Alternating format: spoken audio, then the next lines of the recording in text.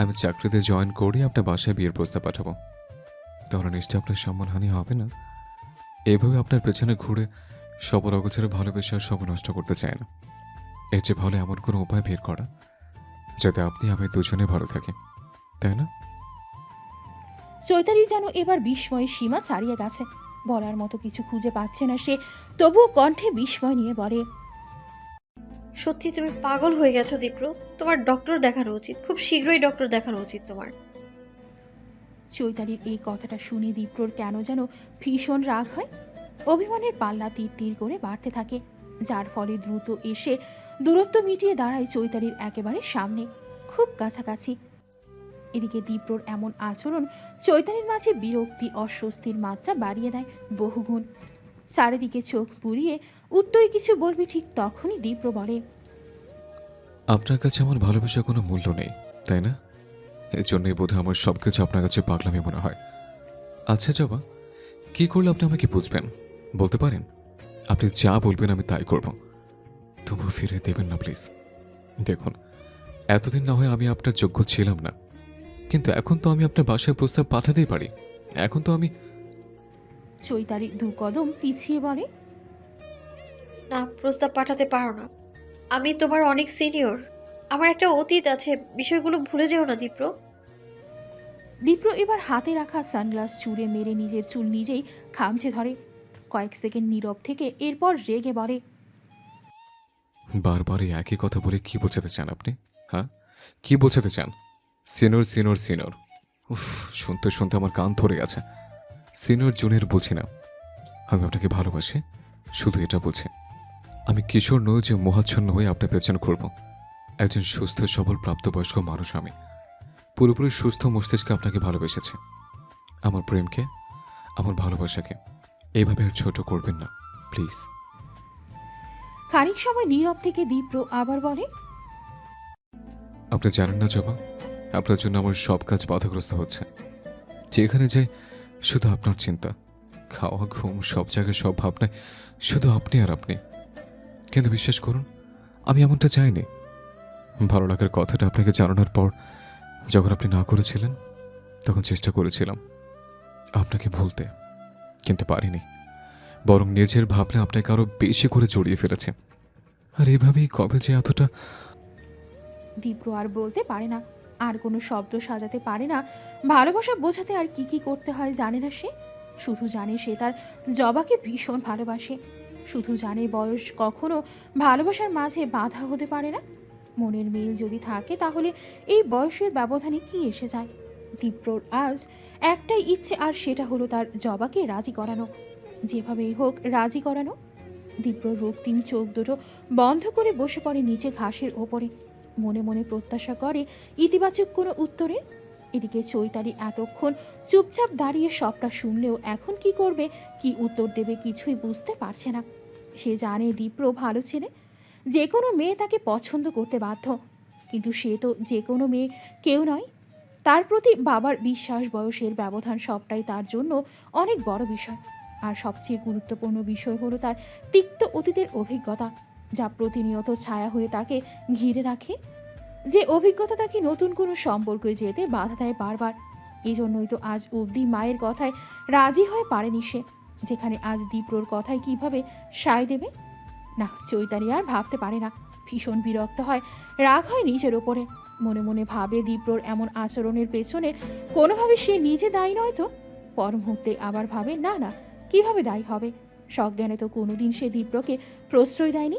তাহলে মাগরিবের সুমধুর আজানের ধ্বনিতে যাবতীয় ভাবনা থেকে বের হয় চৈতালি। বলার মতো অনেক কিছু থাকলেও কোনো এক অদৃশ্য ভাবনা আটকে দেয় তাকে, যার জন্য আর কিছুই বলা হয় না। পেছন ফিরে দ্রুত ব্যাগ কাঁধে নিয়ে হাঁটা শুরু করে বাড়ির উদ্দেশ্যে। তবে যাওয়ার আগে এক পলক তাকিয়ে দেখে যায় বিধ্বস্ত অবস্থায় বসে থাকা দীপ্র নামক প্রেমিককে, যার জন্য হয়তো সে কিছুই করতে পারবে না, করা সম্ভব না। এদিকে দূর থেকে এতক্ষণ ধরে ঘটে যাওয়া সবকিছুই ক্যামেরায় বন্দি করে রাখে কেউ একজন, যা হয়তো পাল্টে দেবে পরবর্তী গল্পটা, পাল্টে দেবে তাদের জীবনের বাকি সময়টা। ফারুক সাহেব ঘুমানোর প্রস্তুতি নিচ্ছেন, এমন সময় দরজার দিকে চোখ পড়তেই দেখে চৈতালি দাঁড়িয়ে আছে। তিনি তখন ঘড়ির দিকে তাকিয়ে দেখেন রাত প্রায় 12টা বাজে। এত রাতে আদরের মেয়েকে নিজের রুমের দরজার সামনে দাঁড়িয়ে থাকতে দেখে চিন্তিত হয়ে বলেন, কি ব্যাপার মা, এত রাতে তুই এখানে? কিছু বলবি? কোনো সমস্যা হয়েছে? চৈতালি ধীর পায়ে হেঁটে এসে বাবার পাশে দাঁড়িয়ে বলে, আমি কি তোমার ঘরে আসতে পারি বাবা? অবশ্যই পারিস, তবে আসিস না তো, তাই বললাম। শেষ কবে নিজ থেকে আমার ঘরে এসেছিলি মনে আছে? আমার তো মনেই পড়ে না মা। বাবার কথাগুলো আজ চৈতালির বুকে গিয়ে বাঁধে। মনটা বেশ খারাপ হয়ে যায় নিমিষেই। কি বলবে, কিভাবে শুরু করবে ভাবতে ভাবতে থাকে। চৈতালির ভাবনার মাঝেই ফারুক সাহেব মেয়ের মাথায় হাত রেখে তার পাশে বসতে বলেন। চৈতালি চুপচাপ বসে ওড়না ধরে পেঁচাতে থাকলে তিনি বলেন, কি ব্যাপার মা, কি হয়েছে? কেউ কিছু বলেছে? তোকে এত চিন্তিত দেখাচ্ছে কেন? চৈতালি কিছু বলবে এমন সময় চয়নিকার রুমে ঢুকে তাকে দেখলে বেশ অবাক হয়ে বলেন, এত রাতে তুই এখানে? কোনো সমস্যা হয়েছে নাকি? ফারুক সাহেব এবার কিঞ্চিত বিরক্ত হন, কারণ বাবা মেয়ের কথার মাঝে এই মুহূর্তে অন্য। বাবার সাথে মেয়ে কথা বলছে, এতে সমস্যার কি দেখলে? সব সময় বাঁকা কথা বলা অভ্যাস হয়ে গেছে, তাই না? এটা কি বাঁকা কথা হলো? তোমার মেয়ে কি সহজে আমার রুমে আসে? আজ এসেছে এর মানে কোনো সমস্যা হয়েছে। বিশেষ কোনো কারণ ছাড়া তো সে... চৈতালি মায়ের কথা শেষ হবার আগেই বলে, আমি বিয়ে করতে চাই বাবা, তোমরা আমার জন্য পাত্র দেখো। চৈতালির মুখে এমন কথা শুনে দুজনেই ভীষণ অবাক হয়। একে অপরের দিকে তাকিয়ে থাকে কিছুক্ষণ। যেই মেয়ে বিয়ের নাম শুনলেই রেগে যায়, কখনো বিয়ে করবে না জানিয়ে দেয়, সেই মেয়ে আজ নিজ থেকে বিয়ের কথা বলছে। এটা ভাবতে দুজনেই চিন্তায় পড়ে যায়। খুশি হবার কথা থাকলেও কেন যেন খুশি হতে পারে না। আর যেন কোনোভাবেই বিষয়টা মানার মতো না। তবুও সব বিস্ময় চিন্তা কাটিয়ে ফারুক সাহেব বলেন, হঠাৎ এমন সিদ্ধান্ত নেওয়ার কারণটা কি মা? এই তো সেদিন বললি তুই বিয়ে করবি না। বিয়ে নিয়ে তোর কোনোই বিয়ে নিয়ে তোর কতই না বিচ্ছেদ, তাহলে আজ হঠাৎ কি হলো? চৈতালি নিচের দিকে তাকিয়ে বলে, এতদিন বিয়েতে রাজি ছিলাম না বলে কখনো রাজি হব না, এমনটা তো হতে পারে না, তাই না বাবা? বিষয়টা ঠিক না, সরি, বিষয়টা ঠিক তা নয়। আমি বলতে চাচ্ছি হঠাৎ আজ এমন সিদ্ধান্ত নেওয়ার পেছনে কোনো কারণ নেই তো? মানে কেউ তোকে কোনো রকম চাপ দিচ্ছে না তো? এমনটা হলে নির্দ্বিধায় আমাকে বলতে পারিস। আমি তোর মতের বাইরে কিছু করব না, কাউকে করতেও দেব না। ফারুক সাহেবের কথা শুনে চয়নিকা রেগে বলে, তুমি কি বলতে চাচ্ছ যে আমি তাকে বিয়ের জন্য চাপ দিচ্ছি? অস্বাভাবিক কিছু নয়, দিতেও পারো। চয়নিকা এবার রেগে আরো কিছু বলবে, অমনি চৈতালি বিরক্ত হয়ে বলে, তোমরা একটু চুপ করবে প্লিজ? আগে সবাই শোনো সবটা, তারপর যা বলার বলো। আমাকে বিয়ের জন্য কেউ চাপ দেয়নি, আমি নিজেই অনেক ভেবে এই সিদ্ধান্ত নিয়েছি। চৈতালি একটু সময় চুপ করে আবার বলে, তোমরা আমার জন্য পাত্র খোঁজো, শুরু করো। আমি খুব দ্রুত বিয়ের পিঁড়িতে বসতে চাই। ফারুক সাহেব মেয়ের কথা শুনে বলার মতো কিছু খুঁজে পায় না। মনে শুধু আজে বাজে ভাবনা এসে ভিড় জমাতে থাকে।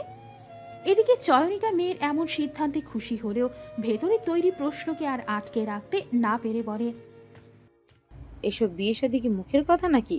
দ্রুত বললেই কি দ্রুত হয় সব কিছু? বয়স পেরিয়েছে অনেক আগে, এখন সুযোগ্য পাত্র পেতে সময় লাগবে। চৈতালি উঠে দাঁড়িয়ে বলে, আমার জন্য এত সুযোগ্য পাত্র লাগবে না মা, তোমাদের পছন্দ মতো কেউ একজন হলেই চলবে, আমি রাজি আছি। এরপর দ্রুত পায়ে নিজের রুমে গিয়ে দরজা লাগিয়ে নিচেই বসে পড়ে। দু হাত দিয়ে মুখ ঢেকে ডুকরে কেঁদে ওঠে। চৈতালি চলে গেলে চয়নিকা তাড়াতাড়ি মোবাইল নিয়ে ছেলের নাম্বারে ফোন করে। এমন সুখবরটা যেন ছেলেকে না জানালেই নয়। যেভাবেই হোক চৈতালি যে বিয়েতে রাজি হয়েছে এতেই এখন তিনি মহা খুশি। কিন্তু ফারুক সাহেবকে ঘিরে ধরে নানা ধরনের চিন্তা। হঠাৎ এভাবে বিয়েতে রাজি হওয়া, তাও আবার দ্রুত যে কোনো একজন হলেই হবে, এই বিষয়গুলো তাকে বেশ ভাবনায় ফেলে দেয়। তাছাড়া চৈতালির চোখ মুখ জুড়ে যে বিষণ্ণতা অস্থিরতা ছিল, সেই সব কিছু তার নজর এড়ায়নি। তাই বিষয়টা নিয়ে আরেকবার কথা বলবে বলে ঠিক করেন তিনি। বাবার রুম থেকে এসেছে প্রায় ঘন্টা পেরিয়েছে। এর মাঝে ফাল্গুনি এসে দুবার নক করে গেলেও কোনো প্রকার সাড়া দেয়নি সে। সেই একইভাবে হাঁটু ভাঁজ করে বসে আছে দরজার সামনে। কাঁদতে কাঁদতে চোখ দুটো জ্বলছে ভীষণ, তবুও কান্না পাচ্ছে তার। আজ নিজেকে অসহায় মনে হচ্ছে, কারণ বিয়ে নামক এমন বন্ধনে কখনোই সে আবদ্ধ হতে চায়নি। চেয়েছিল নিজের মতো করে বাঁচতে, চেয়েছিল ছলনা মিথ্যে প্রেম থেকে নিজেকে দূরে রাখতে, কিন্তু সেটা আর সম্ভব হলো না। দীপ্রর জন্য সবটা এলোমেলো হয়ে গেল। সন্ধ্যায় রমনা থেকে আসার পর চৈতালি অনেক ভেবেছে। আজ যে সে যেভাবে দীপ্রকে দেখেছে, এটা সে কখনোই চায়নি। কেউ তার জন্য নিজের জীবনটা এভাবে নষ্ট করবে, পরিবারকে কষ্ট দেবে, এসব তো চৈতালি কল্পনাও করতে পারে না। এতদিন ভেবেছিল জুনিয়র ছেলের ক্ষণিকের আবেগ সময়ের সাথে সাথে হয়তো মুছে যাবে, এড়িয়ে গেলে বোঝালেই হয়তো ঠিক হয়ে যাবে, কিন্তু না, সে ভুল ছিল। আজ সে দীপ্রর চোখে যা দেখেছে, সেই আবেগ ভালোবাসা সে অনুভব করেছে, এরপর আর তার পক্ষে চুপ থাকা সম্ভব হয়নি। দীপ্রর ভালোর জন্য, বাবার বিশ্বাস রক্ষা করার জন্য বাধ্য হয়ে তাকে এমন সিদ্ধান্ত নিতে হয়েছে। তাছাড়া মা যদি এসব ঘুণাক্ষরেও টের পেয়ে যায়, তাহলে যে সর্বনাশ হয়ে যাবে। দোষ না করেও আবার দোষী হয়ে কথা শুনে যেতে হবে আজীবন, যা মেনে নেওয়া তার জন্য অসম্ভব। চৈতালির বিশ্বাস তার বিয়ে হয়ে গেলেই দীপ্র নিজের ঘোর আবেগ থেকে নিজেকে সরাতে পারবে, নতুবা শুধু শুধু তার নিজের জীবনটা নষ্ট হবে। আর তাই সময় না নিয়ে নিজেকে সব ধরনের অপবাদ থেকে বাঁচাতে বিয়ে নামক এত বড় সিদ্ধান্ত নিয়ে ফেলে সে। তবে সিদ্ধান্তটা নেয় একেবারেই মনের বিরুদ্ধে, আর এজন্য এই কষ্টের পরিমাণটা এত বেশি। নানান ভাবনার মাঝেই চৈতালি ধীর পায়ে জানালার কাছে গিয়ে দাঁড়ায়। জানালা ঘেঁষে দাঁড়াতেই টের পায় বাইরে বাতাস শুরু হয়েছে। ঝড়ের পূর্বাভাস যেন এটা। কিছু সময়ের মধ্যেই হয়তো নামবে মুষলধারে বৃষ্টি, ধুয়ে মুছে দিয়ে যাবে সব আবর্জনা। শুধু তার জীবনের সব কিছু পড়ে থাকবে আগের মতোই, সেই একইভাবেই। সতেজ হবার বদলে বরং বাড়িয়ে দিয়ে যাবে হতাশা। কি ব্যাপার বাবা, আজ আর আমার রুমে এলি না যে? টেবিলে খাবার পড়ে আছে, রাতে নাকি খাওয়া দাওয়াও করিসনি। কি হয়েছে, শরীর ঠিক আছে তো? দীপ্র আজ অনেক রাত করে বাসায় ফিরেছে। মন মেজাজ খারাপ থাকায় বাসায় ফিরে কিছু না খেয়ে নিজের রুমে এসে দরজা লাগিয়ে শুয়ে পড়ে। এমনকি আজ মায়ের কোনো খোঁজ খবরও নেয়নি বা তার সাথে দেখাও করেনি। কিছুক্ষণ আগে পিপাসা পেলে দেখে রুমে পানি নেই, তাই ডাইনিং থেকে পানি এনে রুমে ঢুকে বসতেই দীপা খোঁড়াতে খোঁড়াতে এসে দীপ্রকে কথাগুলো বলে। এদিকে পায়ে ব্যথা নিয়ে মা কষ্ট করে রুমে আসে, দীপ্রর মনটা খারাপ হয়ে যায়। অপরাধ বোধ হয় ভীষণ, কিন্তু কিছু করার নেই, কারণ এমনটা তো সে ইচ্ছে করে করছে না। ভেতরে চরম অশান্তি, তাই আপনা আপনি সব হয়ে যাচ্ছে, চাইলেও যে স্বাভাবিক হতে পারছে না সে। দীপ্রকে চুপ দেখে দীপা এসে তার পাশে বসে কাঁধে হাত রেখে বলে। ছেলের কাঁধে হাত রেখে দীপা বলে, কি হয়েছে বাবা, তোকে এমন বিধ্বস্ত দেখাচ্ছে কেন? দীপ্র মাথা নিচু করেই বলে, কিছু হয়নি মা।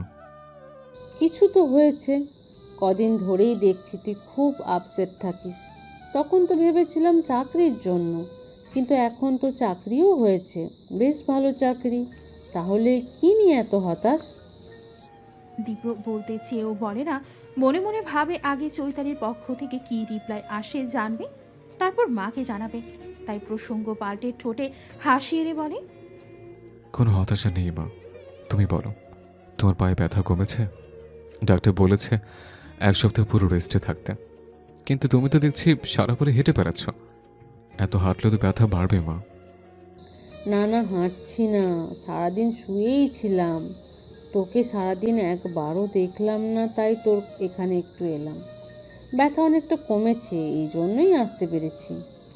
আচ্ছা শোনো, দীপার কথার মাঝেই শুনতে পায় আসাদ সাহেব তাকে ডাকছেন। ছেলের সাথে কথা বলার মাঝে এই ডাকাডাকিতে ভীষণ বিরক্ত হন তিনি, যা দেখে দীপ্র মুচকি হেসে বলে, আমার কাছে এলেই বাবার মাথা খারাপ হয়ে যায়, শুরু করে ডাকাডাকি। বাবা এমন কেন মা? দীপা বিরক্ত হয়ে বলে, তোর বাবাকেই গিয়ে জিজ্ঞেস কর, পা ব্যথায় হাঁটতে না পেরেও রক্ষা নেই। দীপা খুঁড়িয়ে খুঁড়িয়ে চলে যেতেই দীপ্র দরজা লাগিয়ে বারান্দায় চলে আসে। পকেট থেকে সিগারেট বের করে চোখ বন্ধ করে ধোঁয়া ওড়ায় আর আপন মনে বলে ওঠে, অনেক ভেবে দেখেছি জবা, অনেক অনেক ভেবেছে। আর ভাবনার শুরু থেকে শেষ পর্যন্ত সবটা জুড়ে শুধু আপনাকে পেয়েছে। তাই যেভাবেই হোক আপনাকে বিয়েতে রাজি হতেই হবে। ভাববেন না আপনার সম্মতি না থাকলেও খুব শীঘ্র আমি বিয়ের প্রস্তাব নিয়ে হাজির হব। খুব শীঘ্রই আমাদের বিয়ে হবে। আজ রাতে ফাইম আসবে। কাল রাতে চৈতালির বিয়ের কথা জানাতেই বলল আজ এসে বিষয়টা নিয়ে সামনাসামনি আলাপ করবে। ওর কাছে ভালো পাত্রের খবর আছে, সেটা নিয়েও আলাপ করবে। এরপর পছন্দ হলে যত তাড়াতাড়ি সম্ভব শুভ কাজটা সেরে ফেলবে। কাল রাতে বিয়ে নিয়ে চৈতালির সিদ্ধান্ত শোনার পর রাতে আর ঘুমোতে পারেননি ফারুক সাহেব। তাই সকাল থেকে শরীরটা কেমন যেন ঠিক লাগছে না তার। খেতেও ইচ্ছে করছিল না, কিন্তু চয়নিকার ডাকাডাকিতে জোহরের নামাজ পড়ে খেতে বসতেই আবার ওই একই প্রসঙ্গ টেনে কথা বলে ভীষণ বিরক্ত হন তিনি। মুখে খাবারের লোকমা তুলতে গিয়েও আবার সেটা প্লেটে রেখে বলেন, মেয়েকে বাড়িতে রাখতে কি তোমার খুব বেশি সমস্যা হচ্ছে? ফারুক সাহেব খাওয়া বন্ধ করে এমন কথা বললে চয়নিকা উচ্ছ্বাস আনন্দমাখা মুখটা নিমিষেই মলিন করে বলেন, এটা কেমন কথা বললে? যা দেখছি তাই বলছি। মানে কি? আমি বুঝি না। মেয়ে কি তোমার একার? মেয়ের বিয়ের কথা বললেই তোমার মেজাজ গরম হয়ে যায়। ভালো মন্দ কিছুই বলতে পারি না আমি। আমার মেয়েকে আমিও ভালোবাসি, তার সব বিষয়ে কথা বলার অধিকার আমারও আছে। কতটা ভালোবাসো সে তো দেখতেই পাচ্ছি। এত বছর পরে হঠাৎ করে মেয়েটাকে কেন বিয়েতে রাজি হলো? কি ব্যাপার? কোনো প্রেশার আছে কি না? কোনো কিছুই জানতে চাইলে না, বিয়ের কথা বলতেই পাত্র খোঁজা শুরু করে দিলে। তোমাকে দেখে মনে হচ্ছে মেয়ে আমার এই বাড়ির বোঝা। যত তাড়াতাড়ি তাকে বিদায় দেবে তত তাড়াতাড়ি শান্তি পাবে তুমি। কেমন কথা বলছো চৈতালির বাবা? মেয়ের বয়স কত হয়েছে হিসেব আছে তোমার? নিজের করা ভুলের জন্য বিয়ে করবে না জিদ করে এতটা সময় পার করলো, তুমিও তাতে সায় দিলে। আমি মা হয়ে চুপচাপ সবটা দেখলাম। কিছু বলতে গেলেই তোমাদের বাবা মেয়ের রাগ দেখেও চুপচাপ সহ্য করলাম। এদিকে ছোট মেয়েটারও বিয়ের বয়স পার হবে হবে অবস্থা। এমন সময় মেয়ে বিয়ের জন্য রাজি হলে খুশি হয়ে পাত্র খুঁজবো না তো কি করব। ফারুক সাহেব জানেন চয়নিকা যা বলছে তা সবটাই ঠিক বলেছেন। তবুও মেয়ের পক্ষ নিয়ে বলেন, সবই বুঝলাম, তবু আর একটু সময় তো নেবে। কয়েকটা দিন যেতে দাও, দেখি চৈতালি তার নেওয়ার সিদ্ধান্ত অটল থাকে কিনা। না, আমি আর সময় নেব না। এই সুযোগেই যত তাড়াতাড়ি পারি বিয়ের কাজটা শেষ করব আমি। আমার বিশ্বাস বিয়ে হয়ে গেলে সব ঠিক হয়ে যাবে। তাছাড়া বিয়ে তো আর মুখের কথা নয়, আগে দেখা যাক ওর অতীত জেনে কে রাজি হয়। কেউ রাজি হলে তখন না বাকি চিন্তা। চয়নিকার শেষ কথাটা ফারুক সাহেবের পছন্দ হয় না। মেয়েকে কেউ ছোট করে কথা বললে এটা সে কখনোই মেনে নিতে পারে না। আর তাই কণ্ঠে গম্ভীরতা এনে বলেন, এটা তুমি কেমন কথা বললে? এমন অতীত এখন ঘরে ঘরে আছে।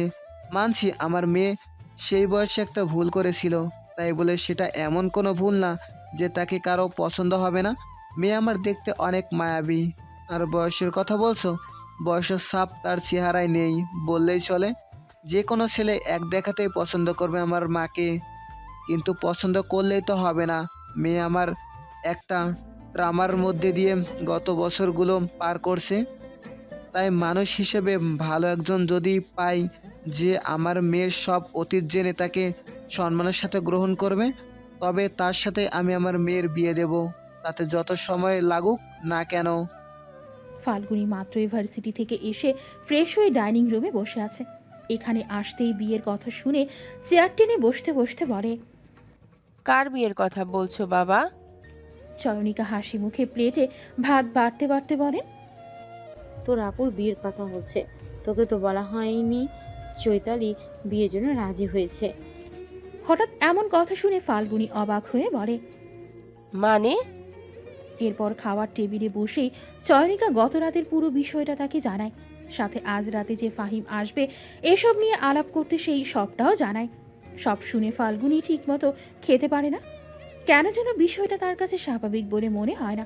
কোনো রকম খাওয়া শেষ করে ঘড়ির দিকে তাকিয়ে অপেক্ষায় থাকে চৈতালির বাড়ি ফেরার। মনে মনে বলে ওঠে, যেভাবেই হোক আজ এই বিষয় নিয়ে তোমার সাথে কথা বলবোই আপু। দীপ্র ভাইয়া তোমাকে কতটা ভালোবাসে সেই সবটা তোমাকে জানাবো। মাগরিবের নামাজ শেষ করে লাইট অফ করে কপালে হাত রেখে শুয়ে আছে চৈতালি। এমন সময় রুমে কারো উপস্থিতি টের পেয়ে হাত সরিয়ে তাকাতেই দেখে ফাল্গুনি চা নিয়ে এসেছে। চৈতালি চা রেখে চলে যেতে বললে ফাল্গুনি বলে, তোমার সাথে আমার কিছু কথা ছিল আপু। আমার শরীর ভালো লাগছে না, এখন যা পরে কথা বলবো।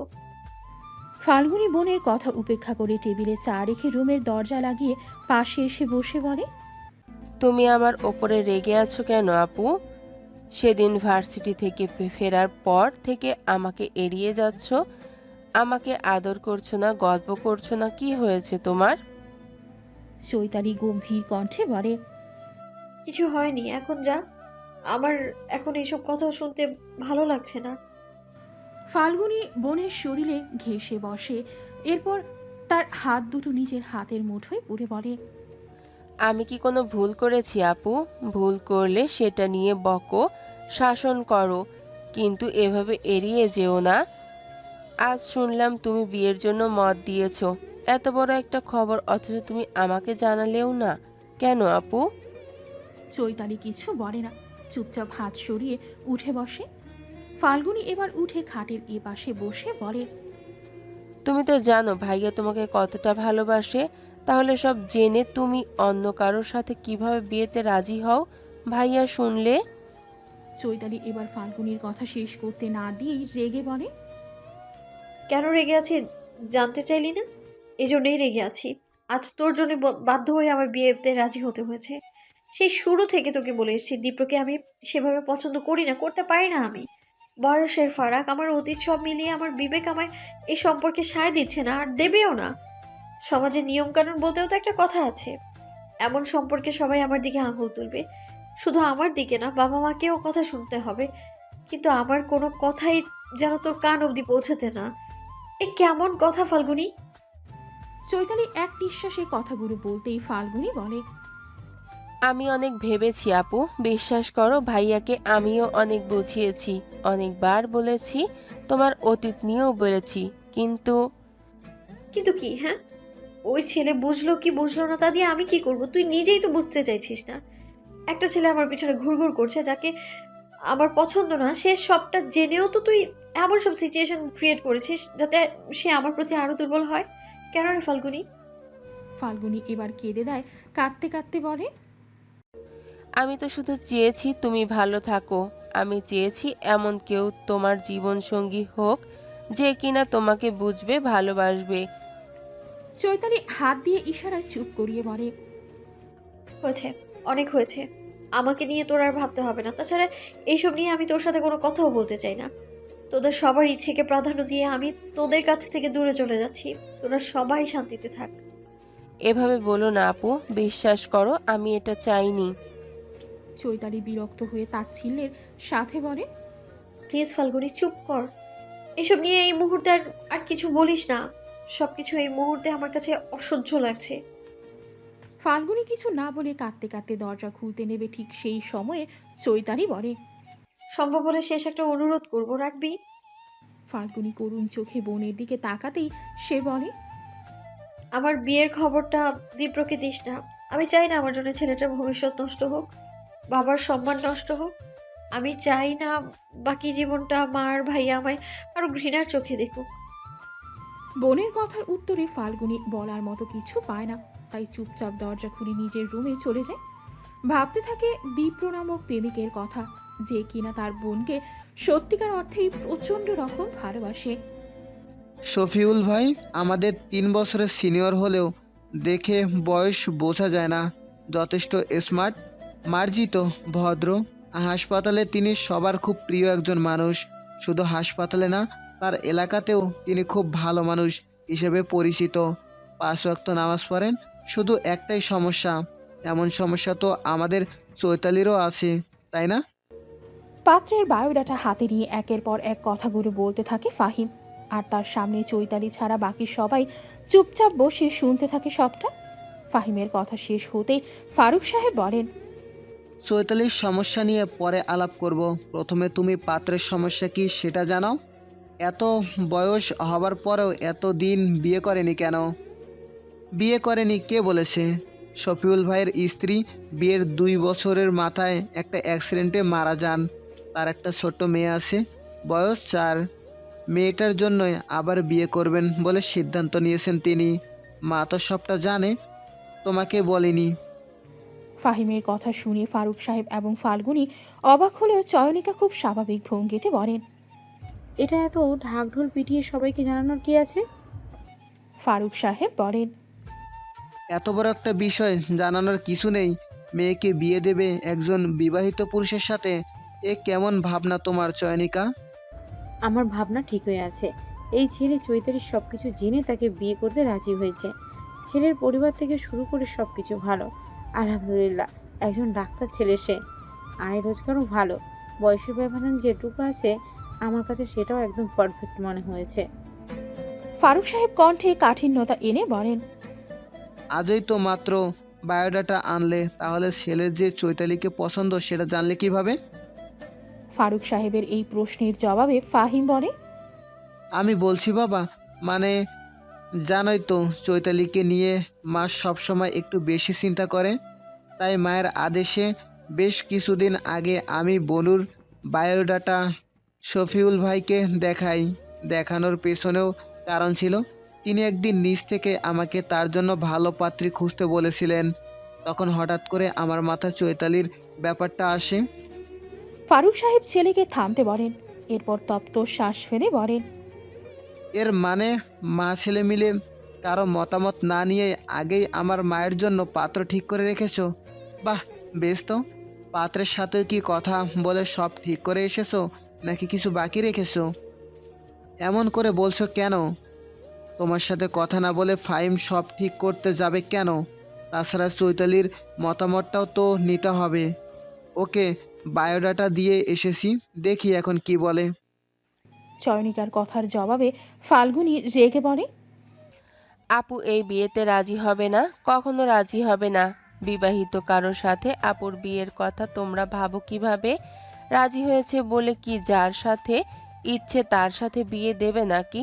এটা কেমন কথা ভাইয়া? ফাহিম বিরক্ত হয়ে বলে, যা বুঝিস না তা নিয়ে কথা বলিস না তো। ছোট ছোটর মতোই থাকার চেষ্টা কর। ছোট বলেই তো এতক্ষণ কিছু বললাম না, এখন বাধ্য হয়ে মতামত জানালাম। তোর মতামত জানতে চাইনি আমরা। যার বিয়ে তার মতামত থাকলেই হবে। ভাই বোনের তর্কের মাঝে ফারুক সাহেব বিরক্ত হয়ে বলেন, তোমরা তোমাদের তর্ক বন্ধ করো। যার বিয়ে নিয়ে কথা হচ্ছে তাকে ডেকে নিয়ে এসো। বাবার কথা শুনে ফাল্গুনী আর কথা বাড়ায় না, চুপচাপ চলে যায় তার আপুকে ডাকতে। আজ আকাশে মস্ত বড় এক চাঁদ উঠেছে, যার আলো এসে পড়েছে চৈতালির পুরো বারান্দা জুড়ে। বেশিরভাগ সময় এমন জ্যোৎস্না রাতে ছাদে চলে যায় সে, গাছগুলোকে দেখে, গুনগুন করে গান গায়, সুন্দর চাঁদটাকে দেখে। তীব্র বিরক্ত করে বলে অল্প সময়ের জন্য হলেও ছাদে যায়, কিন্তু আজ আর যেতে ইচ্ছে হয় না। আজ এই চমৎকার চাঁদের আলোকেও ভীষণ অসহ্য লাগে তার।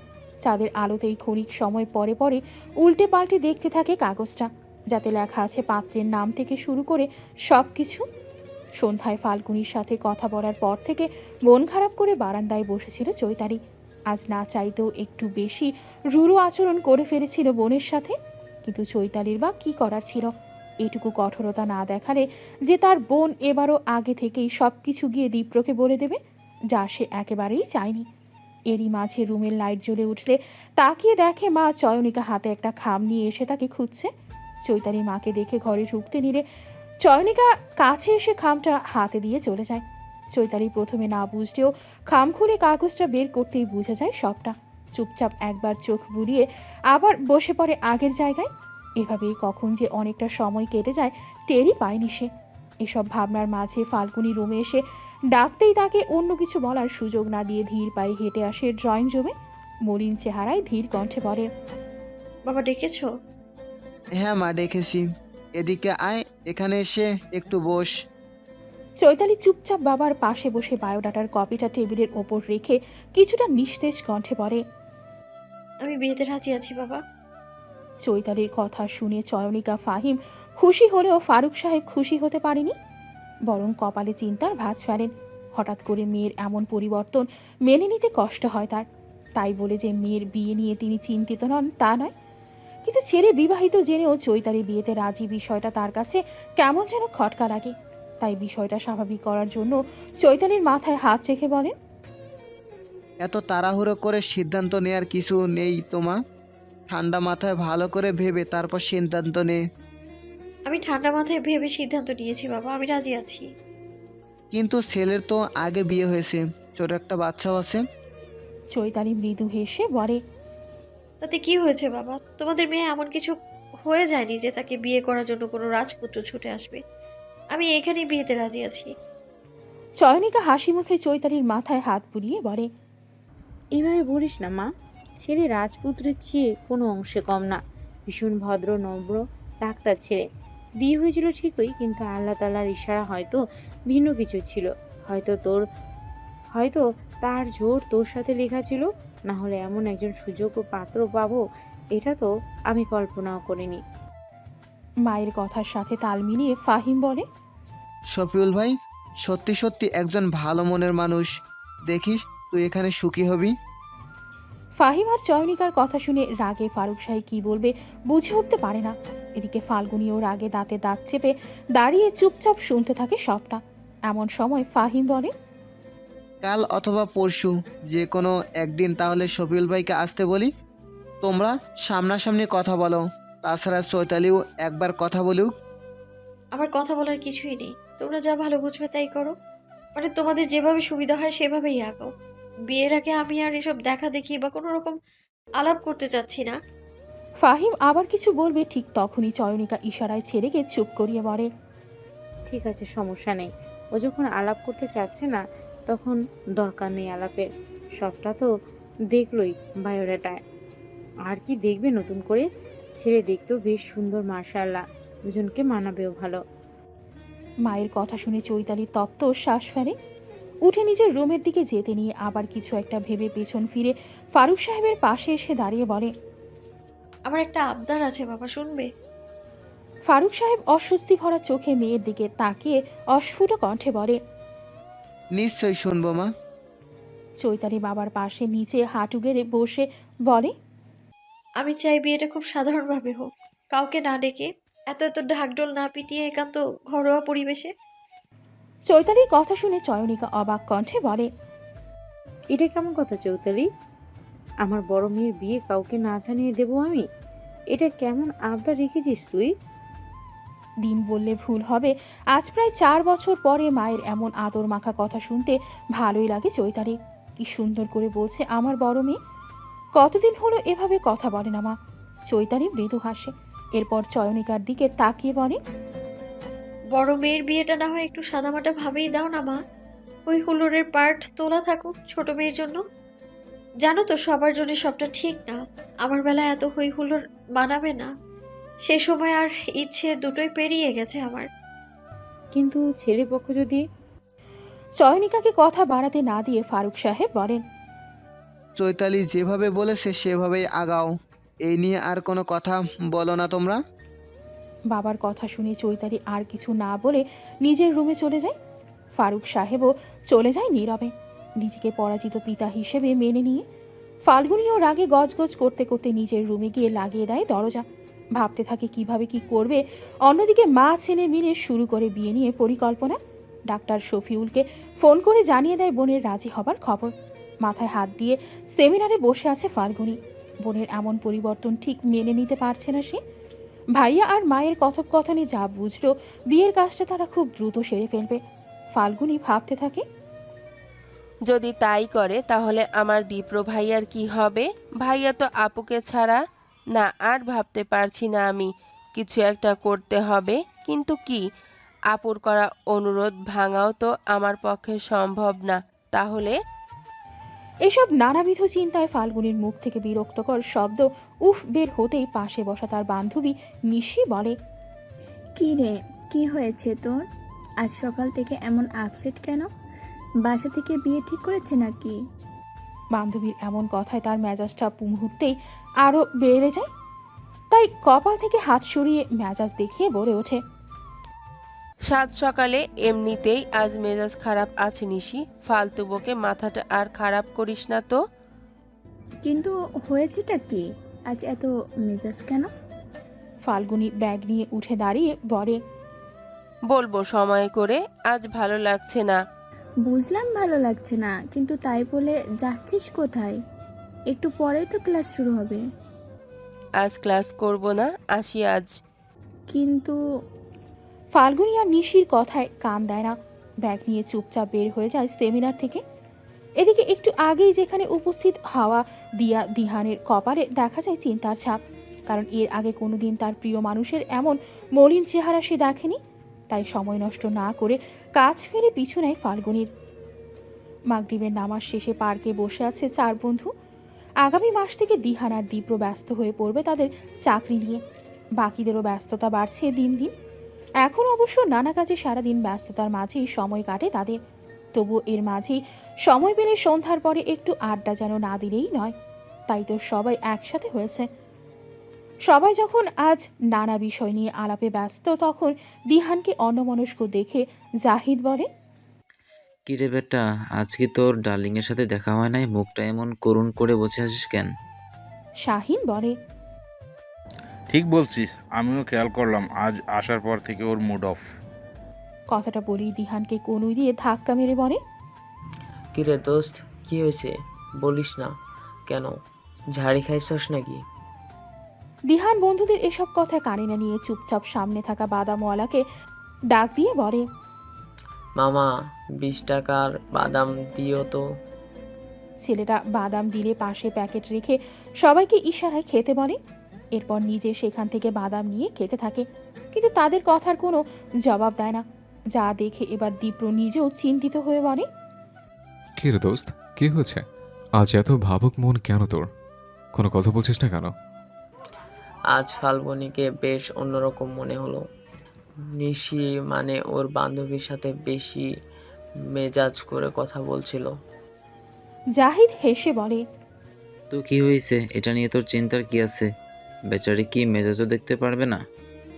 দিহান বলে, ফাল্গুনি রেগে সেমিনার থেকে বের হইতে আমি ওর পিছু নেই।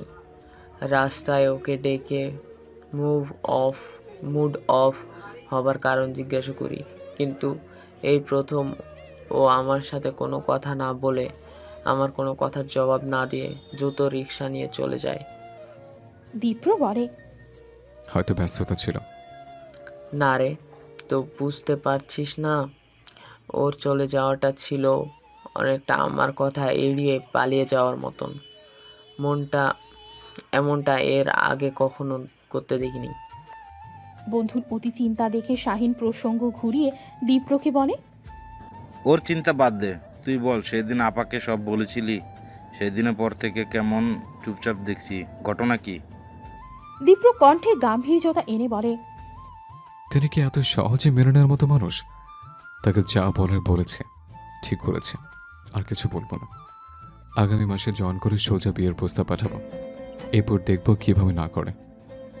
জাহিদ বলে, যদি না করে তখন? তাছাড়া আঙ্কেল আন্টি কি রাজি হবেন নাকি? তখন তোরা আছিস কেন? তোরা সাহায্য করবি, সবাইকে যেভাবে পারিস রাজি করাবি। দীপ্রর কথা শুনে শাহিন বলে, আমি মাফ চাই দোস্ত, তোর জবা যেই করা চোখে তাকায়, বাবারে বাবা, ওনার সামনে অন্তত আমি যাব না। আর আঙ্কেল, তিনি তো আমাকে ধরে পুলিশে দেবেন। দীপ্র এবার মুচকি হেসে শাহিনের পিঠে হাত রেখে বলে, ঠিক আছে, তোরা তাহলে পেছনে থাকিস, পেছনে বসে আমাকে সাপোর্ট দিস। আমি একাই সামনে গিয়ে যা করার করব। এতগুলো বসন্ত সুবোধ বালকের মতো এই বয়সে একটু খারাপ হব। এবার তোদের আপাকে তুলে নিয়ে তার মতের বাইরে গিয়ে তাকে বিয়ে করব। শাহিন চোখ বড় বড় করে বলে, এসব কি বলছিস? খালু তোকে বাসা থেকে বের করে দেবে। জাহিদ তখন হাসতে হাসতে বলে, খালুর কথা পরে ভাব, ওই আপাই তো ওকে ভম্ম করে দেবে। বন্ধুদের এত সব কথার মাঝে এবার দিহান তার মৌনতা ভেঙে বলে, যা মন চায় কর, তবু রাস্তাটা ক্লিয়ার কর, কারণ আগামী মাসেই আমি মাকে নিয়ে ওদের বাসায় যাব। আরে বাহ, আমরা তাহলে পর পর দুটো বিয়ে খাবো। শাহিনের এই কথায় এবার সবাই হো হো করে হাসতে থাকে। তবে হাসতেও মনের ভেতর একটা অজানা ভয় কাজ করে দীপ্রর। ভয় কাজ করে এই ভেবে যে যত সহজভাবে সবটা বলছে, তত সহজে সবটা সামলানো যাবে তো। ফারুক সাহেবের বাসায় আজ সবাই খুব খুশি ছিল। ফাহিম আজ অনেকদিন পর তার বউ বাচ্চা নিয়ে এসেছিল। সারাদিন থেকে এক সপ্তাহ পরে বিয়ের দিন তারিখ ঠিক করেছে। এরপর বিয়ের শপিং থেকে শুরু করে যাবতীয় সব কিছু কবে কি করবে ঠিকঠাক করে কিছুক্ষণ আগেই বাসায় আছে। এদিকে চৈতালি সারাদিনের ধকল শেষে কিছুক্ষণ আগে ছাদে এসে একটু বসেছে। আজ ঘরে কেমন যেন দম বন্ধ হয়ে আসছে তার। কেমন এক চাপা কষ্ট অনুভব হচ্ছে, যার কারণ তার জানা নেই। বিয়েতে রাজি তো হয়েছে, কিন্তু মন একেবারেই সায় দিতে চাচ্ছে না। মনের বিরুদ্ধে বিয়েটা আর তার কাছে অপরাধ বলে মনে হচ্ছে যার সাথে বিয়ে হচ্ছে তাকে ঠকাচ্ছে সে। এসব ভাবনার মাঝেই শুনতে পায় গিটারের টুংটাং শব্দ। চৈতালি বুঝতে পারে সামনের ছাদেই দীপ্র বসে আছে, তবে বুঝতে পেরেও তাকায় না সে, বরং গাছের দিকে তাকিয়ে গান শোনার অপেক্ষায় থাকে। এর মাঝেই শুনতে পায় দীপ্রর গান। তুমি বৃষ্টি চেয়েছো বলে কত মেঘের ভেঙেছি মন, আমি নিজের বলতে তোমায় চেয়েছি। তুমি যাওনি কিছুই বলে আজ পাল্টে ফেলিনি মন, শুধু নিজের বলতে তোমায় চেয়েছি। তুমি জানতেই পারো না তোমায় কত ভালোবেসেছি। ও তুমি জানতেই পারো না তোমায় কত ভালোবেসেছি। চৈতালি জানে দীপ্র গানটা তাকে উদ্দেশ্য করেই গেয়েছে, তবুও গান শেষ হতেই সে কোনো ধরনের প্রতিক্রিয়া না দেখিয়ে উঠে চলে যেতে নেয়। আর ঠিক সেই সময়েই দীপ্র উচ্চ স্বরে বলে, কেমন আছেন জবা? সেদিনের পরে গত কদিনে তাদের মাঝে আর কোনো কথা হয়নি, দেখাও হয়নি। দীপ্র খানিকটা অভিমান করেছিল এই কদিন, আর চৈতালি তো ইচ্ছে করে এড়িয়ে গেছে তাকে। অজানা একটা ভয় সংশয় কাজ করছিল মনে, তাই হয়তো এই এড়িয়ে যাওয়া। ভয়টা যদিও এখন পর্যন্ত কাটেনি। ভেবেছিল আজ বিয়ের তারিখ ঠিক হওয়াতে কিছুটা স্বস্তি পাবে, কিন্তু ফাহিম চলে যাওয়ার পরে দেখলো যে আরও বেশি অস্বস্তি লাগছে, আর তাই তো এত রাতে তার ছাদে আসা। তবে এই অস্বস্তিটা দীপ্রর সামনে প্রকাশ করা যাবে না, তাই চৈতালি নিজেকে স্বাভাবিক রেখে দীপ্রর প্রশ্নের জবাবে বলে, ভালো আছি। কিন্তু আমার তো মনে হচ্ছে আপনি ভালো নেই। আপনার চেহারার মন তো দুটো বিপরীত কথা বলছে। সব ঠিক আছে তো? দীপ্রর কথা শুনতেই চৈতালির চেহারা মলিন হয়ে গেল। মনে মনে ভাবল, সত্যি তো আমার মন ভালো নেই। আচ্ছা, আমার মন ভালো না হবার খবর দীপ্র জানলো কি করে? আমি তো বলিনি তাকে। চৈতালির ভাবনার মাঝেই দীপ্র বলে, গত কদিন আপনার সামনে আসেনি, আপনার সাথে কথা বলেনি। তার মানে এই নয় যে আমার চোখ আপনার উপরে ছিল না। আপনি সব সময় আমার নজরে থাকেন জবা। আপনার চেহারা দেখে আমি পুরো আপনাকে পড়ে ফেলতে পারি, এই ক্ষমতা আমার আছে। চৈতালি এবার প্রসঙ্গ এড়াতে বলে, গানটা সুন্দর গেয়েছো, তুমি বেশ ভালো গান গাও।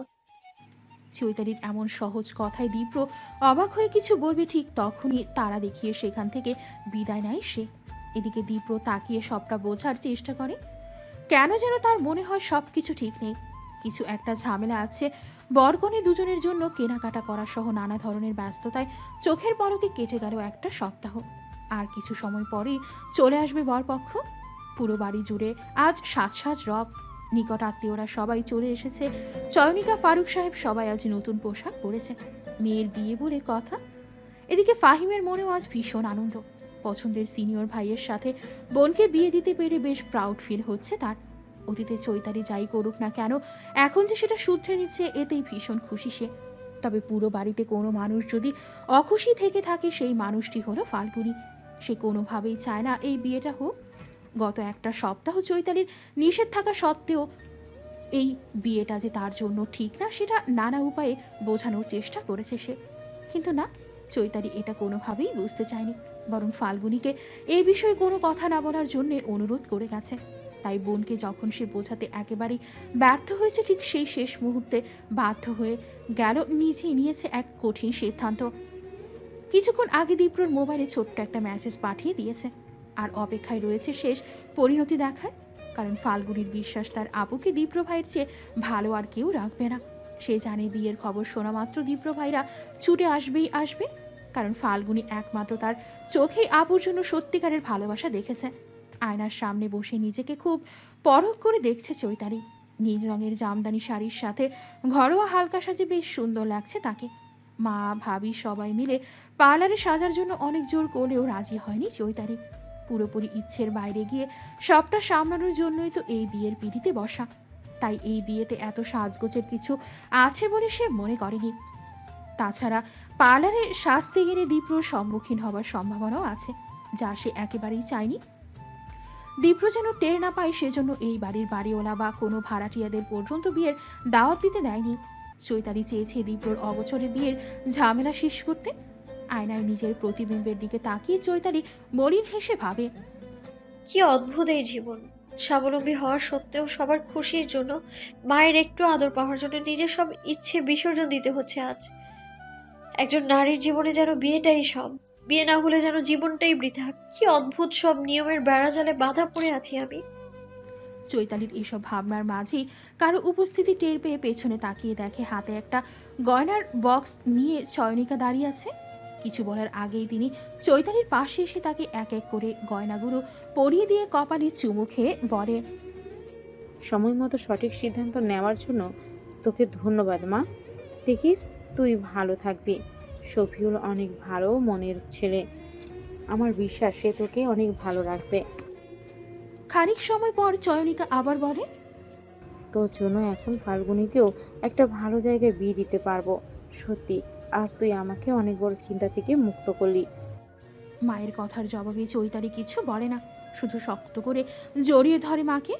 নিজের মাকে আজ একটু স্বার্থপর মনে হলেও পরক্ষণেই আবার ভাবে, হোক স্বার্থপর, তাতে কি? এত বছর পর আদরটুকু যে পাচ্ছি, এই তো অনেক বেশি। ফারুক সাহেব দরজার সামনে দাঁড়িয়ে মা মেয়ের ভালোবাসা দেখে চোখ মুছতে মুছতে সব ঠিকঠাক আছে কিনা দেখতে চলে যায়, আর মন ভরে দোয়া করতে থাকে আদরের মেয়ের জন্য। কাজী সাহেব তার কবুল বলার অপেক্ষায় আছে। ড্রয়িং রুমে শফিউল এবং চৈতালি মুখোমুখি বসা, চারপাশে আত্মীয় স্বজনদের ভিড়। এর মাঝে কাজী সাহেব কবুল বলতে বললে সবাই উৎসুক চোখে তাকিয়ে থাকে চৈতালির দিকে। অপেক্ষায় থাকে চৈতালি কখন কবুল বলবে। চৈতালিও চাচ্ছে বলতে, কিন্তু কেন যেন বলতে পারছে না।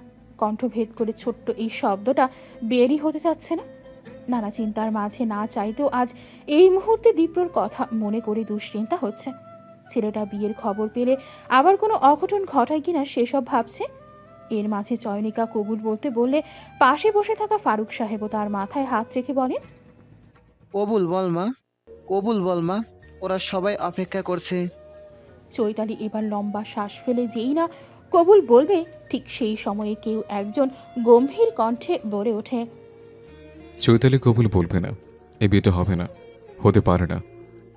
হঠাৎ এমন কথা শুনে সবাই চোখ তুলে তাকাতেই দেখে দরজার কাছে দাঁড়িয়ে আছে সুদর্শন এক যুবক, সাথে আরও 3 জন, যাদের প্রত্যেকের চেহারা জুড়েই রয়েছে উদ্বেগ, উৎকণ্ঠা। সবার সাথে সাথে চৈতালিও তাকিয়ে আছে বিস্ময় মাখা চোখে, কারণ এই সময়ে এখানে এভাবে দীপ্রর উপস্থিতি সে কোনোভাবেই প্রত্যাশা করেনি। দীপ্রকে দেখা মাত্রই চৈতালির মনে ভয় ঢুকে যায়। পরিবারের সবার দিকে এক নজর বুলিয়ে কিভাবে সবটা সামলাবে ভাবতে থাকে। এদিকে ফাল্গুনির চোখে থাকে বিশ্বজয়ের আনন্দ, মনে মনে শুধু একটা শব্দই উচ্চারণ করে, আলহামদুলিল্লাহ। প্রায় 10 মিনিট ধরে পুরো রুম জুড়ে পিনপতন নীরবতা বিরাজ করছে। কিছুক্ষণ আগে দীপ্র এসে যেই না বলে যে যে বিয়ে হবে না, তখন ফাহিম বেশ রেগে যায়। হঠাৎ করে এমন কথা শুনে উপস্থিত সবাইও এটা নিয়ে গল্প বানাতে ব্যস্ত হয়ে পড়ে। ছেলে পক্ষের লোকজনও বলতে থাকে নানা ধরনের কথা। সব সামলাতে শেষমেশ চৈতালি নিজেই যখন দীপ্রর সাথে কথা বলতে চায়, ঠিক তখন ফারুক সাহেব সবাইকে শান্ত থাকতে বলে দীপ্রর কাছে তার পরিচয় সহ আসল ঘটনা কি সেই সব কিছু জানতে চায়। এদিকে দীপ্রর পাগলামির বিষয়টা এভাবে সবার সামনে আসুক, সেটা চৈতালি একেবারেই চাচ্ছিল না। বিয়ের পেছনে এটাও তো একটা বড় কারণ ছিল, আর তাই সে ফারুক সাহেবের কাছে এই বিষয় নিয়ে দীপ্রর সাথে আলাদা কথা বলার অনুমতি চায়। কিন্তু ফারুক সাহেব অনুমতি না দিয়ে বরং সবার সামনেই সব কিছু জানাতে বলে, যার জন্য চৈতালি একেবারেই চুপ হয়ে যায়। চৈতালি বুঝতে পারে যে এই ভয়টা সে পাচ্ছিল শেষমেশ সেটাই হতে যাচ্ছে। ফারুক সাহেবের অনুমতি পেয়ে দীপ্র আর চোখে চৈতালিকে একবার দেখে, এরপর কোনো কিছু না লুকিয়ে শুরু থেকে শেষ পর্যন্ত সব কিছুই খুলে বলে। সাথে এও বলে যে চৈতালিকে ছেড়ে থাকা তার পক্ষে সম্ভব নয়। তাই যেভাবেই হোক চৈতালিকে সে বিয়ে করবেই। সবটা শুনে পুরো ঘর জুড়ে শুরু হয় নানা ধরনের আলোচনা সমালোচনা, যা শুনে ফারুক সাহেব চুপচাপ সোফায় বসে পড়ে। কি করবে কি বলবে কিছুই বুঝে উঠতে পারে না। এত কিছুর পরে ঠিক হওয়া আদরের মেয়ের বিয়ের আসরে এমন অনাকাঙ্ক্ষিত পরিস্থিতি তাকে বাকরুদ্ধ করে দেয়। লজ্জা অপমান বোধ ঘিরে ধরে আষ্টে পৃষ্ঠে। সত্যি মিথ্যে যা হোক না কেন সবার সামনে যে কখনো এমন পরিস্থিতিতে পড়তে হতে পারে এমনটা তিনি কোনোদিন কল্পনাও করেননি। তাছাড়া মিথ্যে হলেও এমন কাণ্ডে সবাই যে সব দোষ তার পরিবারকে আর চৈতালিকেই ভেবে এটাও তিনি ভালোভাবেই জানেন। এর মাঝে হঠাৎ ভাবলেন ছেলেটা তো মিথ্যাও বলতে পারে, কারণ বয়সে ছোট কাউকে তার মেয়ে যে কখনো প্রশ্রয় দেবে না বা অন্যায় কিছু যে করবে না এটুকু বিশ্বাস তার মেয়ের প্রতি আছে। আর তাই শেষবারের মতো চৈতালির দিকে তাকিয়ে মাথায় হাত রেখে জিজ্ঞেস করেন, ছেলেটা যা বলছে তা কি সত্যি? তুই জানতিস সবটা? বাবার প্রশ্নের জবাবে চৈতালি কিছু বলে না, বলতে পারে না, কারণ সে বুঝতে পারে তার কথা বোঝার মতো কোনো মানুষ আপাতত এখানে নেই। বুঝতে পারে অতীতের মতো এবারও সবাই তাকেই ভুল বুঝবে, তাকেই দোষারোপ করবে।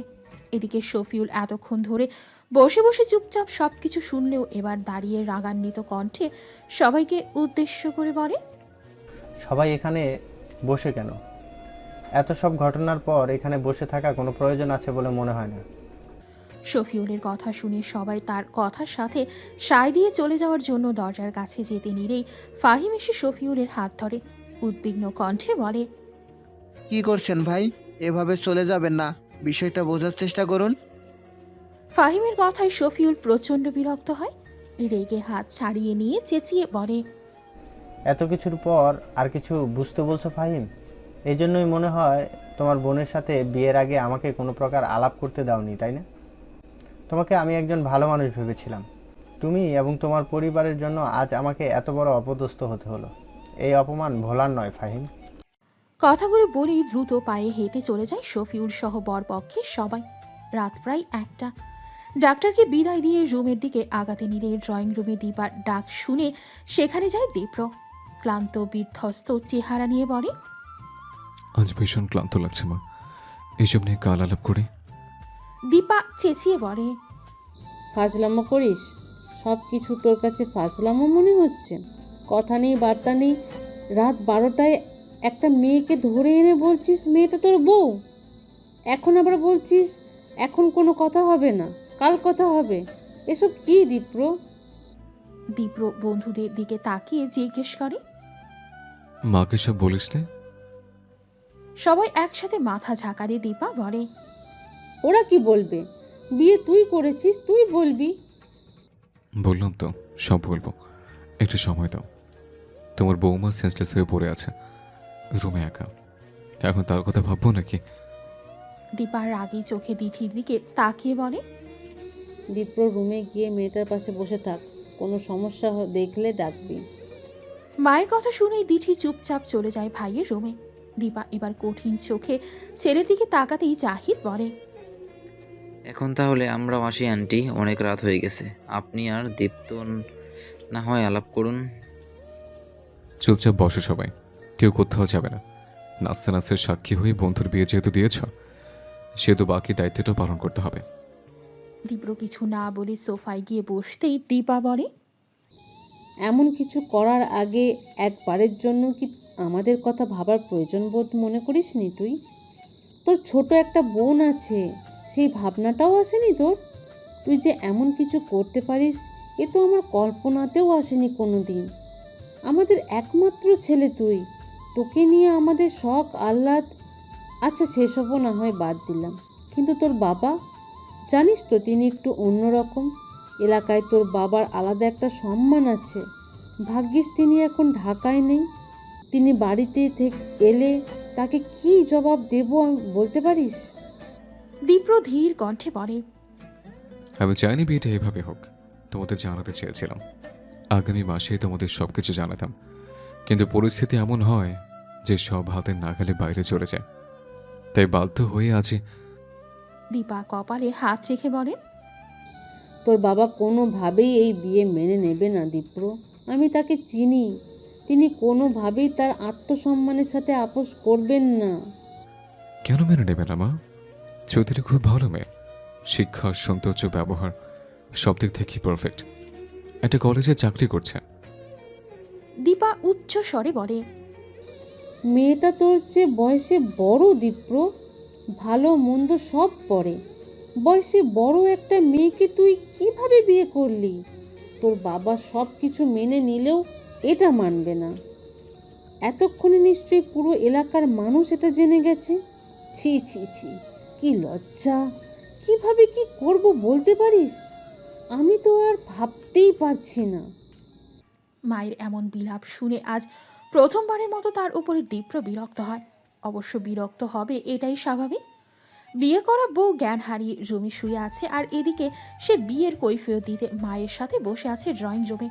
এর চেয়ে সুন্দর দৃশ্য আর কী বা হতে পারে? অবশ্য রুমে যাওয়াটাও এখন তার জন্য অস্বস্তিকর। এসব ভাবলেই দীপ্র সোফা ছেড়ে মায়ের পাশে দাঁড়িয়ে বলে, অনেক রাত হয়েছে মা, এখন এসব চিন্তা বাদ দাও, ঘুমোতে চলো। এসব নিয়ে না হয় আবার কাল যা বলার বলো। কথাটা বলে মায়ের হাত ধরতে নিলেই দীপা ধাক্কা দিয়ে তাকে সরিয়ে দেয়। ইশারায় শাহিনকে ডেকে বলে হাতটা ধরে রুমে পৌঁছে দিতে।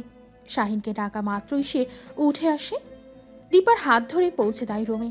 এদিকে অসহায় চোখে তাকিয়ে থাকে দীপ্র, ভাবতে থাকে পরবর্তী পরিস্থিতি নিয়ে। দীপ্র পুরো রাত নির্ঘুম কাটিয়ে মাত্রই ফজরের নামাজ শেষ করে বারান্দায় এসে বসেছে। আকাশে আজ আবার মেঘ জমতে শুরু করেছে।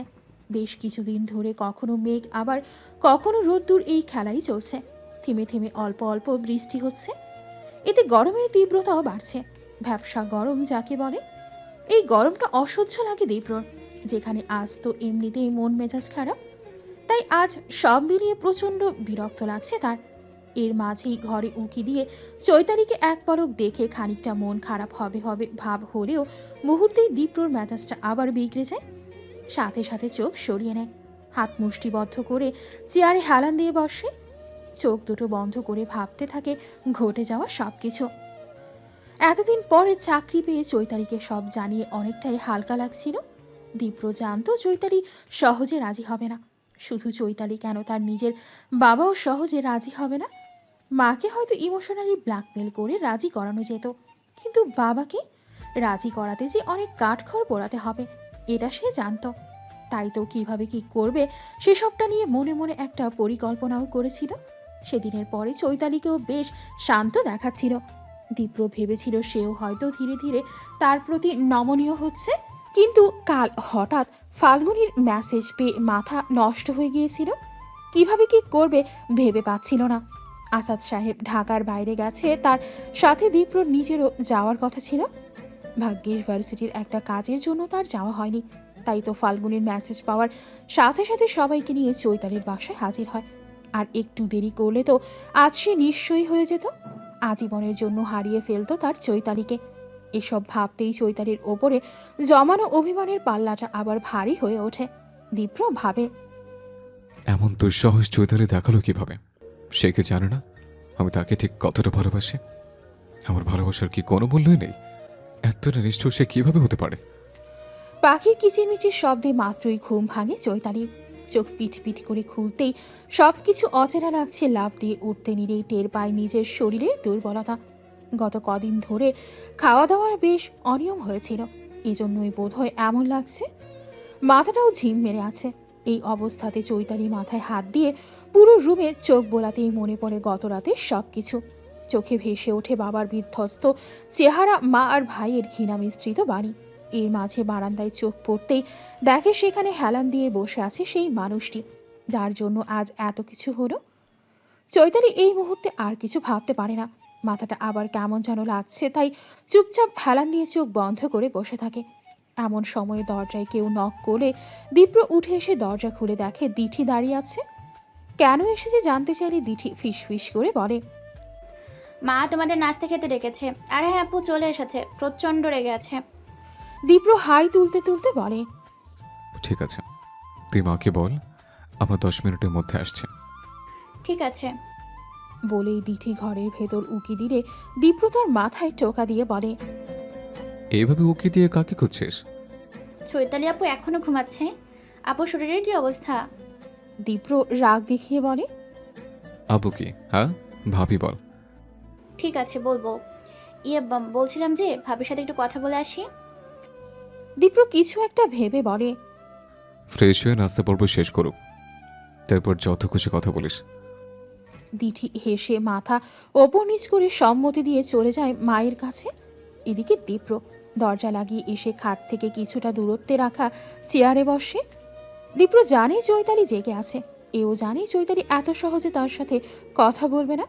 অবশ্য সে নিজেও যে আজ খুব করে কথা বলতে চাচ্ছে তা নয়। কালকের ঘটনায় বিয়েই রাগ অভিমান জমেছে, তা কমতে সময় লাগবে। দীপ্র ভাবে অভিমান থাকলেও আজ এই মুহূর্তে এসব অভিমান দেখাবো না আমি। এসবের জন্য অনেক সময় পড়ে আছে। এতদিনের অপেক্ষার পর অবশেষে জবাকে নিজের করে পেয়েছি। বিয়ের নামক পবিত্র বন্ধনে আবদ্ধ হয়েছি দুজন। এখন অন্তত হারানোর ভয়টা আর নেই। তাই রাগ অভিমানের পাঠ কবে পরে চুকাবো? আপাতত তার সুস্থতার দিকে মনোযোগ দিয়ে তাকে সুস্থ করতে হবে। তাছাড়া কাল জবার ওপর দিয়ে অনেক বড় মানসিক ধকল গেছে, সেই সবটাও এক এক করে দূর করতে হবে। এসব নানা ধরনের ভাবনা থেকে বের হয়ে দীপ্র দৃষ্টি নত রেখে শান্ত গলায় বলে। মা নাস্তার টেবিল অপেক্ষা করছে, তাছাড়া কাল থেকে না খেয়ে আছেন। ডাক্তার বলেছে এভাবে না খেলে হাসপাতালে ভর্তি করাতে হবে, তাই ফ্রেশ হয়ে নাস্তার টেবিলে চলুন। চৈতালি চোখ বন্ধ করেই সব শোনে, তবে হ্যাঁ না কিছুই বলে না। বলবে কি? দীপ্র নামের এই মানুষটাকে যে তার আজ সহ্যই হচ্ছে না, তাই কোনো প্রতিক্রিয়া না দেখিয়ে সেভাবেই শুয়ে থাকে চুপচাপ। এদিকে চৈতালির নীরবতায় দীপ্রর অস্থিরতা বাড়তে থাকে। তাই সংকোচ ফেলে চৈতালির দিকে তাকিয়ে একই কথা আবার বলতে চাইলেও আর বলা হয় না। চোখ দুটো আটকে যায় তার প্রিয় জবার মাঝে। নীল জামদানি শাড়িতে সব সময়ের মতোই দেখতে অপূর্ব লাগছে। ভোরের আলো এসে পড়েছে তার পুরো মুখ জুড়ে। দীপ্র খেয়াল করে ভোরের আলো পুরো পৃথিবীকে আলোকিত করলেও আজ এই আলো তার জবাকে করেছে ম্লান। চুলগুলো অগোছালো, পুরো চেহারা জুড়ে ক্লান্তি, চোখের নিচে হালকা কালি, যা আজ মুগ্ধতার বদলে ছড়াচ্ছে মায়া নামক ভিন্ন এক অনুভূতি। আজ এত কাছ থেকে চৈতালিকে দেখতে একেবারে অন্যরকম লাগছে। দীপ্র দৃষ্টি গভীর করে দেখে তার জবার চোখে এখনো লেগে আছে রাতের অশ্রু। সে অন্য রকমের নীরবতায় ডুবে আছে সে। নীল জামদানিতে বাহ্যিক সৌন্দর্য প্রকাশ পেলেও ভেতরটায় আজ নেই কোনো আলো, নেই কোনো শান্তি। চৈতালির এমন অবস্থা দেখে দীপ্র ভেতরে তোলপাড় শুরু হয়। অস্থিরতা বাড়তে থাকে, সাথে যোগ হয় কিছুটা অপরাধবোধ। তাই চেয়ার থেকে উঠে এসে পাশে দাঁড়িয়ে অপরাধী কণ্ঠে বলে।